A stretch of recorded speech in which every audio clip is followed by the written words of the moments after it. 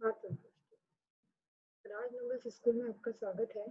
अब हम हमारा 5th चैप्टर कंटिन्यू कर रहे हैं जिसका नाम है केमिस्ट्री इन एवरीडे लाइफ। क्या नाम है? Chemistry in everyday life. ठीक है, चैप्टर 5 जिसके टॉपिक्स है मेन हमारे एसिड, सॉल्ट एंड उसकी थ्योरीज। ठीक है, एसिड बेस की कुछ डेफिनेशंस थी हमने पढ़ ली, मतलब एक्चुअल में एसिड क्या है, उसकी बेसिक प्रॉपर्टीज क्या है, बेस क्या है और सॉल्ट क्या है, ये आज हम पढ़ेंगे। और थ्योरीज मतलब एसिड और बेस की बहुत सारे केमिस्ट थे जो हमारे केमिस्ट्री के साइंटिस्ट थे, उन्होंने उनके अकॉर्डिंग डिफरेंट डिफरेंट थ्योरीज दी।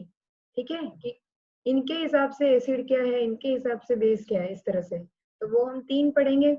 ठीक है, अब हम सबसे फर्स्ट पढ़ रहे हैं सॉल्ट।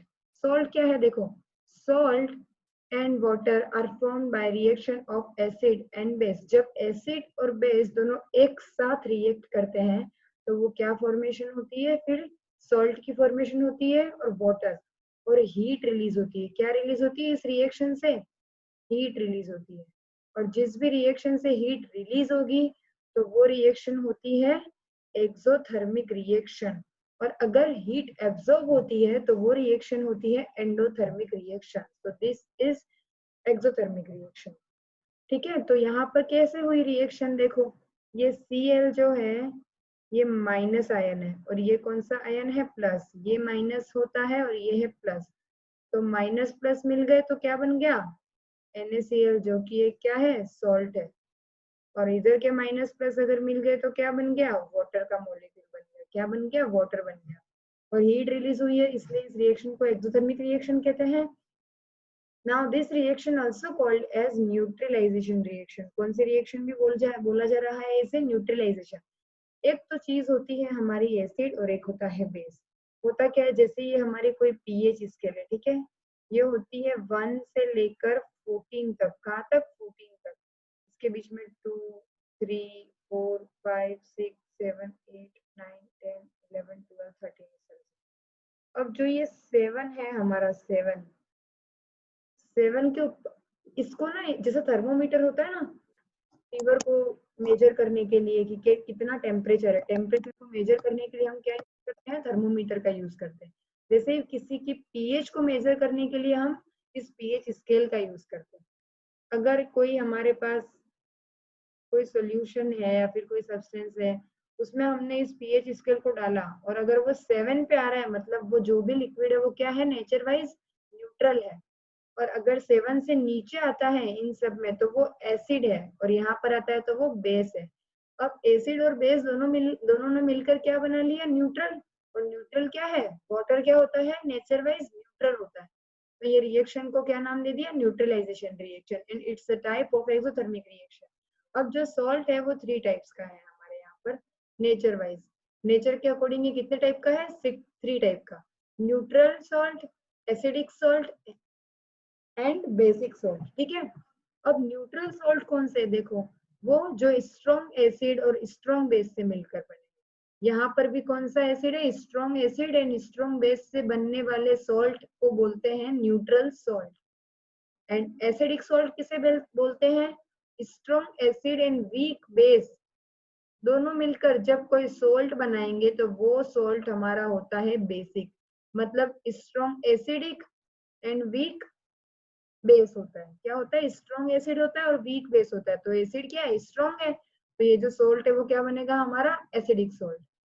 एंड हम बात करते हैं बेसिक सोल्ट की, तो यहाँ पर स्ट्रॉन्ग क्या होगा? बेस होगा, और वीक क्या होगा? Acid. So the reaction of weak acid and strong bases strong base that gives basic salt. Clear है? इसको कुछ एग्जांपल्स के साथ में क्लियर करती हूँ। कोई रिएक्शन अगर मैं आपको बताऊं, इससे आपको जल्दी से क्लियर हो जाएगा। हम स्ट्रॉन्ग एसिड लेते हैं और स्ट्रॉन्ग बेस लेते हैं। ठीक है, HCl और NaOH, जो कि क्या है?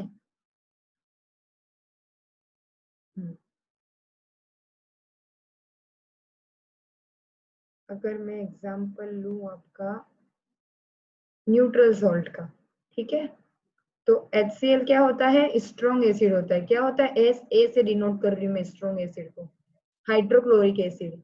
एंड सोडियम हाइड्रोक्साइड जो होता है वो होता है स्ट्रॉन्ग बेस। तो दोनों मिलकर कौन सा सॉल्ट बनाते हैं? Sodium chloride. कौन सा? यहाँ पर आप चाहे तो लिख देना, ये है हाइड्रोक्लोरिक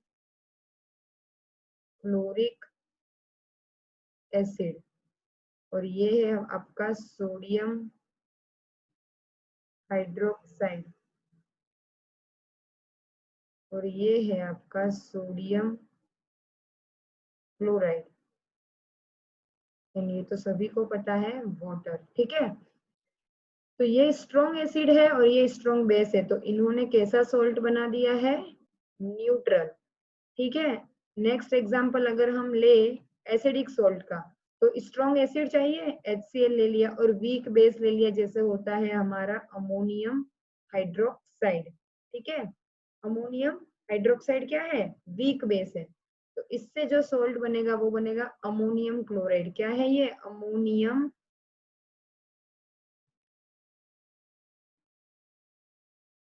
क्लोराइड। तो ये क्या था हमारा? Strong acid and weak base. इन्होंने क्या बना दिया? Acidic salt. क्या बना दिया? Acidic salt. और इधर वाटर भी निकलेगा। पता चल गया ना कैसे? ये और यहाँ का H दोनों मिलकर H2 बनाएंगे, यहाँ का H और यहाँ का H दोनों मिलकर H2 NH4 और Cl मिल जाएंगे। माइनस प्लस जुड़ जाते हैं हमेशा, है ना। Opposite charge attract each other, ये लाइन तुम्हें याद होगी। अपोजिट चार्ज क्या करते हैं? एक दूसरे को अट्रैक्ट करते हैं। तो हम आगे बढ़ते हैं, हमारा एक लास्ट एग्जांपल रह जाता है। एग्जांपल हम ले लेते हैं बेसिक सोल्ट का, जिसमें क्या होता है? बेसिक स्ट्रॉन्ग बेस होता है और वीक एसिड होता है। तो स्ट्रॉन्ग बेस हम ले लेते हैं यहाँ पर। वीक एसिड तो हमने क्या ले लिया? जैसे CH3 एसिटिक एसिड। ठीक है, CH3COOH। और स्ट्रॉन्ग एसिड ले लिया हमने HCl। सॉरी, एसिड नहीं लेना है यहाँ पर, हमको लेना है वीक बेस। और वीक बेस होता है आपका,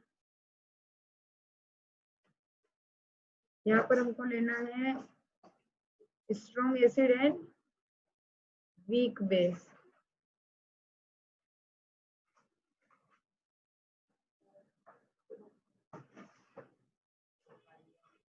वीक बेस लेना है। तो स्ट्रॉन्ग एसिड तो हमारा है, सॉरी सॉरी सॉरी, यहाँ पर आपको क्या लेना है? देखो, हमें कौन सा सॉल्ट बनाना है? बेसिक सॉल्ट बनाना है। तो स्ट्रॉन्ग क्या होगा? बेस होगा। तो strong base and weak acid combines and form basic salt. Strong base हम लेंगे NaOH और ये हमने ले लिया CH3OH। इसका H और इसका H तो मिलकर क्या बना देंगे? H2O। और ये मिल जाएगा CH3COONA। ठीक है, तो ये हमारा कौन सा सॉल्ट है? बेसिक सॉल्ट है। तो आपका यहाँ तक क्लियर हो गया एसिडिक। और अब हम एक थ्योरी पढ़ लेते हैं। आपके यहाँ पर 3 थ्योरी दे रखी है। थ्योरीज कितनी दे रखी है? 3। एक है आरेनियस थ्योरी, जो किसने दी थी? आरेनियस ने। आरेनियस के अकॉर्डिंग एसिड क्या थे, बेस क्या थे। ठीक है, और नेक्स्ट है आपकी ब्रोंस्टेड लोरी थ्योरी, या फिर Bronsted Lowry concept of acid and base, जो कि ब्रोंस्टेड और लोरी दोनों ने दी थी। और थर्ड है आपकी लुइस कॉन्सेप्ट, जो कि किसने दी थी? लुइस ने दी थी। तो इन तीनों के अकॉर्डिंग हमें पढ़ना है एसिड और बेस क्या है। इन तीनों की डेफिनेशन हमको पढ़नी है एसिड और बेस की। ठीक है, तो हम कंटिन्यू करते हैं। फर्स्ट हमारी है आरेनियस थ्योरी। कौन सी है? आरेनियस थ्योरी हम कंटिन्यू करते हैं। अब आरेनियस थ्योरी का कहना ये है, आरेनियस थ्योरी जो है वो एक्वस सॉल्यूशन की बात करती है। जब हम किसी सब्सटेंस को एक्वस सॉल्यूशन मतलब वाटर के सॉल्यूशन में डालते हैं, तो वो कौन से आयन बनाते हैं? H+ ion. तो वो तो होते हैं एसिड। और वो सब्सटेंस जो एक्वस सॉल्यूशन के अंदर OH- हाइड्रोक्सिल आयन बनाते हैं, तो उन्हें बोलते हैं हम बेस। ठीक है, क्लियर है आपको? तो हम पढ़ रहे हैं आपकी थ्योरी नंबर 1, जिसका नाम है आरेनियस थ्योरी। Arrhenius theory. ठीक है, आरेनियस थ्योरी हम फर्स्ट पढ़ रहे हैं। आरेनियस थ्योरी का क्या कहना है? अकॉर्डिंग टू आरेनियस ने 1887 के अंदर दी थी ये थ्योरी, 1887 के अंदर, और उसने डिफाइन किए थे एसिड क्या है और बेस क्या है। तो देखो, इसने उन सब्सटेंस की बात की जो एक्वस सॉल्यूशन मतलब पानी के सॉल्यूशन के अंदर क्या दे रहे थे, गिव्स H+ आयन। वो तो थे, क्या थे वो सब, एसिड्स थे। और इन्होंने बोला एक्वस सॉल्यूशन में जिन सब्सटेंस ने हाइड्रोक्सिल आयन दिया, ये कौन सा आयन है, OH- आयन को क्या बोलते हैं, हाइड्रोक्सिल आयन, और ये हमारा होता है hydrogen ion. The substance which gives hydrogen ion in their aqueous solution that are known as acids, मतलब किसी सब्सटेंस को हमने उसके एक्वस सॉल्यूशन बना दिया, मतलब पानी के साथ मिला दिया, तो वो वहां पर अगर H+ देते हैं तो वो होते हैं एसिड। एक है हाइड्रोक्सिल, हाइड्रोक्सिल आयन जो देंगे एक्वस सॉल्यूशन के अंदर सब्सटेंसेस, वो होते हैं बेस। क्या होते हैं वो, बेस होते हैं। ठीक है, तो एसिड हो गया और बेस हो गया। तो कुछ एग्जांपल देती हूँ मैं आपको यहाँ पर एसिड के और बेस के रिएक्शन के साथ में।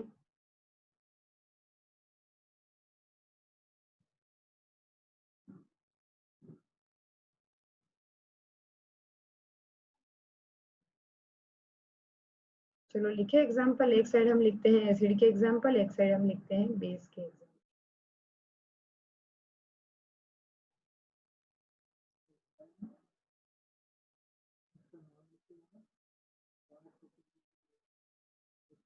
ठीक है, ये है एसिड के एग्जांपल यहाँ पर, और यहाँ पर हम पढ़ेंगे बेस के एग्जांपल। ठीक है, तो कंटिन्यू करते हैं हम। सबसे फर्स्ट एग्जांपल अगर हम लेते हैं तो क्या होगा, देखो हम अगर लेते हैं HCl, ये सब्सटेंस क्या है, HCl, और वो भी कौन सी फॉर्म में ले रहे हैं, एक्वस। एक्वस में मतलब कि सॉल्यूशन में, ये किसमें है, सॉलिड नहीं है, सॉल्यूशन के अंदर है, इसलिए इसकी स्टेट लिखते हैं ना ब्रैकेट में, तो एक्वस लिख दिया हमने। इसका नाम है हाइड्रोक्लोरिक एसिड, और ये पानी के अंदर क्या दे रहा है, H+ आयन, वो भी कौन से, एक्वस, प्लस Cl- दे रहा है, ये दो आयन दे रहा है, Cl- और H+। ठीक है, फिर हम एग्जांपल में बात करते हैं HNO3 एक्वस, इसका नाम है नाइट्रिक एसिड। नाइट्रिक एसिड में कौन कौन से आयन देगा, H+ एक्वस स्टेट में और NO3- एक्वस स्टेट में। फिर हम बात करते हैं H2SO4 की, जिसका नाम है सल्फ्यूरिक एसिड। इसने क्या क्या दिया, इसने दो H+ आयन दिए एक्वस में, और क्या दिया, HSO4 2-, वो भी एक्वस में। फिर हम नेक्स्ट बात करते हैं CH3COOH एक्वस में, इसका नाम है एसिटिक एसिड। ये कितने आयन देगा, कितने आयन है इसमें, H+, और फिर है CH3COO-, और वो भी किसमें है, एक्वस में है। अगर एक और एसिड की हम बात करते तो वो हमारा होगा H2CO3, इसे बोलते हैं कार्बनिक एसिड। ये क्या है, H++ CO3- एक्वस में।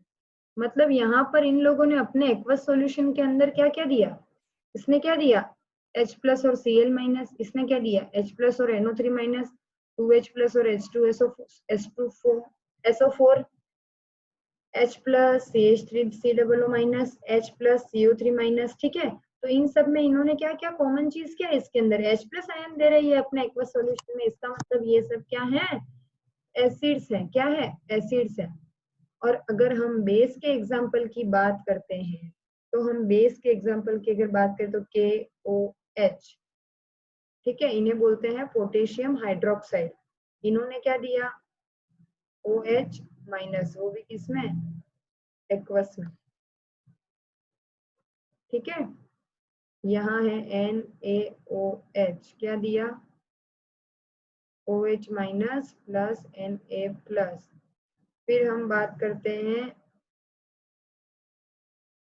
CaOH2 कैल्शियम हाइड्रोक्साइड, ये सब क्या स्टेट है, सब एक्वस में ही है, ठीक है, ये भी एक्वस में ही है, ये भी एक्वस में, ये भी एक्वस में। अब हम कैल्शियम हाइड्रोक्साइड की बात करते हैं, तो कैल्शियम 2+ और OH माइनस कितने 2, एक्वस एक्वस एक्वस, ठीक है। अमोनियम हाइड्रोक्साइड, ये भी क्या है, अमोनियम हाइड्रोक्साइड, ठीक है, वो भी क्या है, एक्वस में। इन्होंने दिया NH4 minus, sorry plus, OH minus दिया एक्वस में। तो यहाँ पर कॉमन चीज क्या है हमारी, सबने एक्वस सॉल्यूशन में क्या क्या दिया, OH minus, OH minus, OH minus, OH में हाइड्रोक्सिल आयन दिया एक्वस सॉल्यूशन के अंदर, मतलब ये सब क्या हो गए, बेस हो गए। ये है आपका पोटेशियम हाइड्रोक्साइड, ये है आपका सोडियम हाइड्रोक्साइड, ये है कैल्शियम हाइड्रोक्साइड, ये है अमोनियम हाइड्रोक्साइड, ठीक है। और इन एसिड के नाम है आपके कार्बनिक acid, acetic acid, sulphuric acid, nitric acid and hydrochloric acid, ठीक है। तो क्लियर हो गया आपको ये चीज। अब अगर हम एसिड में एक और पॉइंट लेते हैं हमारा, कि हमने क्या किया, एसिड के अंदर क्या है, कौन से आयन दे जाते हैं एक्वस सॉल्यूशन के अंदर, H+ आयन जाते हैं, पर H+ आयन बहुत ही ज्यादा रिएक्टिव होता है, ठीक है, वो किसी के साथ भी रिएक्शन दे सकता है, क्या होता है, बहुत ही ज्यादा रिएक्टिव होता है, किसी के साथ भी रिएक्ट कर लेगा, तो वो अंदर उसके पास जो अवेलेबल है उसी के साथ रिएक्ट करेगा, ठीक है। इसीलिए वो जाकर पानी के अंदर क्या है, पानी के क्या, जैसे ये हमारा क्या है, वाटर है, क्या है, H2O अंदर, और हमने सब्सटेंस डाला जिस जो कोई एसिड है, जैसे वो है हमारा HCl। अब वो जब पानी में जाता है तो वो क्या बन जाता है, H+Cl-। अब H+ बहुत ही ज्यादा रिएक्टिव है, किसी के साथ भी रिएक्ट कर लेगा, तो अंदर उसके पास क्या अवेलेबल है, H2O, तो वो किसके साथ रिएक्ट कर लेगा, H+ किसके साथ रिएक्ट कर लेगा, H2 के साथ, और क्या दे देगा, H3O+, क्या दे देगा, H3O+। इसको हम बोलते हैं हाइड्रोनियम आयन। कौन सा आयन है वो, एक तो हमने पढ़ा H+ आयन, एक हमने पढ़ा हाइड्रोक्सिल आयन जो OH माइनस है, और एक हम पढ़ रहे हैं अभी हाइड्रोनियम आयन। तो H+ कभी अकेला नहीं रहता है, ठीक है, वो हमेशा किसके साथ रिएक्ट कर लेता है, वाटर के मॉलिक्यूल के साथ, कौन, H+ आयन, और वो फिर क्या बना लेता है, हाइड्रोनियम आयन। और इस रिएक्शन को क्या बोलते हैं, ये बहुत ही ज्यादा रिएक्टिव है, ठीक है, तो ठीक है, चलो इन्होंने क्या बना दिया, हाइड्रोनियम आयन बना दिया, है ना। अब वो एसिड, अब हमने पढ़ा स्ट्रॉन्ग एसिड और स्ट्रॉन्ग बेस। OH जो होता है ना, OH वो तो पानी में घुल जाता है, उसकी वो रिएक्टिव नहीं है ज्यादा, है ना, तो ये चीज इसमें नहीं होती, वो OH माइनस एग्जिस्ट करता है, वो ज्यादा रिएक्टिव नहीं होता है, पर H+ तो रहेगा ही नहीं, क्योंकि वो रिएक्ट कर जाएगा किसी की प्रेजेंस में, अगर कोई है जिसके साथ वो रिएक्शन दे सकता है। अब हमने एक पढ़ी चीज स्ट्रॉन्ग टाइप पढ़ते हैं, अगर हम बात करते हैं, एक हमने पढ़ी स्ट्रॉन्ग एसिड, और एक हमने पढ़ा स्ट्रॉन्ग बेस, एक हमने पढ़ा वीक एसिड, और एक हमने पढ़ा वीक बेस। ये क्या होता है, चलो बताओ, ये क्या होता है, पानी के अंदर आयोनाइज होना, मतलब आयंस में चेंज हो जाना, वो क्या होता है, आयोनाइज होना। वो एसिड जो कि कंप्लीटली आयोनाइज हो जाएगा, हमने जैसे 10 मॉलिक्यूल डाले HCl के, तो 10 H+ आयन बन गए हमारे अंदर पास, और 10 क्या बन गए, Cl-, मतलब ये क्या हुआ है, कंप्लीटली आयोनाइज्ड हो गया है। तो the acid which ionized completely in aqueous solution that are called strong acid। और वो एसिड जो कंप्लीटली आयोनाइज नहीं होंगे, 10 HCl है उसमें से सिर्फ 5 ही बने, H+ और Cl-, कितने बने, 5 या फिर 7 बने, मतलब कंप्लीटली आयोनाइज नहीं हो रहा है, वो क्या हो जाएगा हमारा वीक एसिड। उसी तरह बेस जो कंप्लीटली आयोनाइज्ड बेस होगा एक्वस सॉल्यूशन के अंदर, वो होगा स्ट्रॉन्ग बेस, और जो कंप्लीटली आयोनाइज्ड नहीं होगा वो होगा हमारा वीक बेस। तो हम इनके कुछ एग्जांपल डिस्कस कर लेते हैं स्ट्रॉन्ग एसिड और स्ट्रॉन्ग बेस के। ठीक है, स्ट्रॉन्ग एसिड कौन कौन से थे, मैंने अभी कुछ एग्जांपल बताए थे ना नीचे जब हम सॉल्ट के टाइप्स पढ़ रहे थे। स्ट्रॉन्ग एसिड जैसे HCl स्ट्रॉन्ग एसिड है, वीक एसिड जैसे CH3COOH है। अगर हम बेस की बात करें तो स्ट्रॉन्ग बेस सोडियम हाइड्रोक्साइड होता है NaOH, और वीक बेस होता है अमोनियम हाइड्रोक्साइड। ठीक है, तो अगर हम स्ट्रॉन्ग एसिड के एग्जांपल लें, strong acids and weak acid, strong base and weak base. ठीक है, इसके एग्जांपल क्या होंगे, HCl है hydrochloric acid, sulphuric acid, nitric acid, ये सब इसके एग्जांपल हो जाएंगे। ठीक है, वीक बेस वीक एसिड के एग्जांपल देखें तो CH3COOH, H2CO3, ये क्या है, कार्बनिक एसिड, CARBONIC है ना, कार्बनिक एसिड, और ये है हमारा एसिटिक एसिड।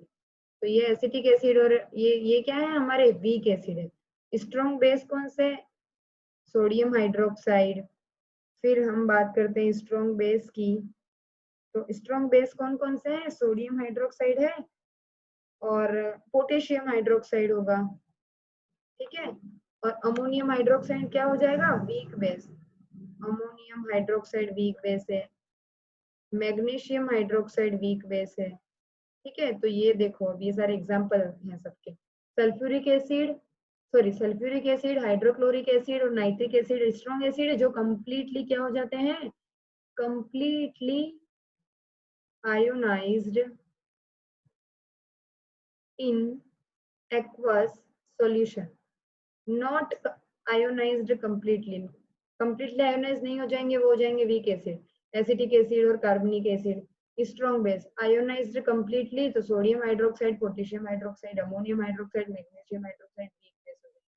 ठीक है, तो हमने आरएनएस ने जो जो चीजें बताई वो मैंने आपको यहाँ पर क्या कर दी है, क्लियर कर दी है। अब अकॉर्डिंग टू आरएनएस एसिड और बेस अगर ये बता रहा है तो एसिड बेस वही होंगे जिनके पास या तो H+ है या फिर OH है। तो आरएनएस के अकॉर्डिंग क्या है, according to Arrhenius on reaction of acid and base, देखो अब मैं वही वाली बात आपको एक बार रिपीट कर रही हूँ। आरएनएस के अकॉर्डिंग एसिड और बेस अगर आपस में रिएक्ट करते हैं, एसिड एंड बेस आपस में रिएक्ट करते हैं तो वो क्या बना देते हैं, वाटर और हीट, तो वो एक्सोथर्मिक रिएक्शन होती है। ठीक है, और इस रिएक्शन को क्या बोलते हैं, न्यूट्रलाइजेशन रिएक्शन। ठीक है, ठीक है, और एक्सोथर्मिक इसीलिए क्योंकि क्या दे रही है, हीट दे रही है। अब आरएनएस के कॉन्सेप्ट किसके लिए यूजफुल होगा, सिर्फ आरएनएस का कॉन्सेप्ट यूजफुल है सिर्फ उन सब्सटेंस के लिए या फिर उन एसिड और बेस के लिए जिनके पास या तो H+ है या फिर क्या है, OH-। जिनके पास ये नहीं है वो आरएनएस के अकॉर्डिंग एसिड बेस है ही नहीं, क्योंकि उनके अंदर ना तो H+ आयन प्रेजेंट है और ना OH- आयन प्रेजेंट है। और आरएनएस ने ये भी नहीं बताया कि ये H+ कितना ज्यादा एसिडिक है और कितना कम एसिडिक है, या फिर ये OH- कितना कम बेसिक है या कितना ज्यादा बेसिक है। तो ये चीजें आरएनएस ने हमको नहीं बताई, और आरएनएस ने बोला कि वही सब्सटेंस एसिड और बेस है जिसके पास H और पर ऐसा नहीं होता है। ठीक है, तो RNAs concept is useful for those acid and base which have H+ ion or OH- ion, but it is not able to explain how less acidic OH- ion and sorry how less acidic H+ ion and how less basic OH- ion। पर ये जरूर ये clarify होना कि ये कितना acidic है कितना बेस है, और ये इन्होंने क्लेरिफाई नहीं किया। इसलिए एक नई थ्योरी हमारे सामने आ जाती है जिसे हम बोलते हैं ब्रोंस्टेड लोरी थ्योरी, जो ब्रोंस्टेड और लोरी इन दोनों ने बताया। अब इनके अकॉर्डिंग क्या है एसिड और बेस, ये हमें पढ़ना पड़ेगा। इन्होंने कुछ नहीं बताया तो फिर एक और थ्योरी है जिसका नाम है Lewis acid and base concept. Lewis concept of acid and base और Bronsted Lowry concept of acid and base. ये हम हमारी नेक्स्ट क्लास में डिस्कस करेंगे। तो आपको आई होप यहाँ तक अच्छे से समझ में आ गया होगा। अगर कोई डाउट है तो आप बिल्कुल स्कूल का जो ग्रुप है उसमें क्लेरिफाई कर सकते हो, डिस्कस कर सकते हो। कोई भी क्वेश्चन है आप पर्सनली भी पूछ सकते हो, ठीक है। So thank you so much guys.